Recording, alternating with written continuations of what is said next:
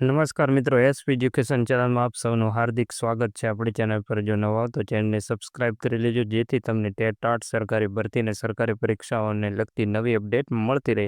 જો આપણી Telegram channel પર જોઈન ન થયા તો ત્યાં થઈ જજો, વિડીયો નીચે લિંક મૂકેલ છે, ત્યાં પણ તમને શિક્ષણને લગતી ઘણી માહિતી મળી રહેશે। મિત્રો, વિદ્યા સહાયક ભરતી માટે જિલ્લા પસંદગીનો કાર્યક્રમ જાહેર કરી દેવામાં આવ્યો છે। તો ઘણા ઉમેદવાર ચિંતિત છે કે હવે હાયર સેકન્ડરી અને માધ્યમિકની ભરતી પહેલાં વિદ્યા સહાયક ભરતી પૂર્ણ થઈ જશે, પણ એવું નથી મિત્રો।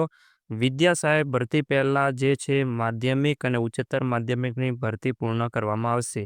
આ વીકની અંદર તમારે હાયરને જે છે PML2 અને શાળા પસંદગી જાહેર કરી દેવામાં આવશે, અને શાળા પસંદગી કરાવ્યા બાદ શાળા ફાળવણી પણ કરી દેવામાં આવશે। માધ્યમિકનું પણ પૂર્ણ કરી દેવામાં આવશે, ત્યારબાદ જ વિદ્યા સહાયક ભરતી પૂર્ણ થશે। આજે મંત્રીઓ જોડે બેઠક કરીને ભૂપેન્દ્રભાઈ પટેલ મુખ્યમંત્રીએ જણાવ્યું છે કે આ ભરતી પ્રક્રિયા જલ્દી પૂર્ણ કરો।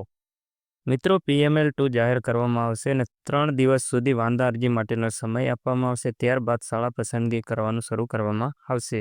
મિત્રો, PML2માં ઘણા ઉમેદવારોનો ક્રમાંક બદલાયેલો જોવા મળશે, ઘણા ઉમેદવારોનો ક્રમાંક પાછળ છે તે પણ આગળ આવેલો જોવા મળશે। માની લો કે તમારો ક્રમાંક 190 હોય અને PML2માં કદાચ 170ની આસપાસ પણ આવી ગયેલો જોવા મળશે। એનું કારણ છે, ઘણા ઉમેદવાર ડોક્યુમેન્ટ વેરિફિકેશન કરાવ્યું નથી, અને ઘણા ઉમેદવારો જે છે હાયરમાં મળી ગયું એટલે માધ્યમિકમાં ડોક્યુમેન્ટ વેરિફિકેશન કરાવતા નથી, અને ઘણા ઉમેદવારો જે જોબ કરી રહ્યા છે તેમણે ફોર્મ ભરવા ખાતર ફોર્મ ભર્યું હતું। એટલે આવા ઘણા ઉમેદવારો જોવા મળશે જે PML2માં નીકળી જશે।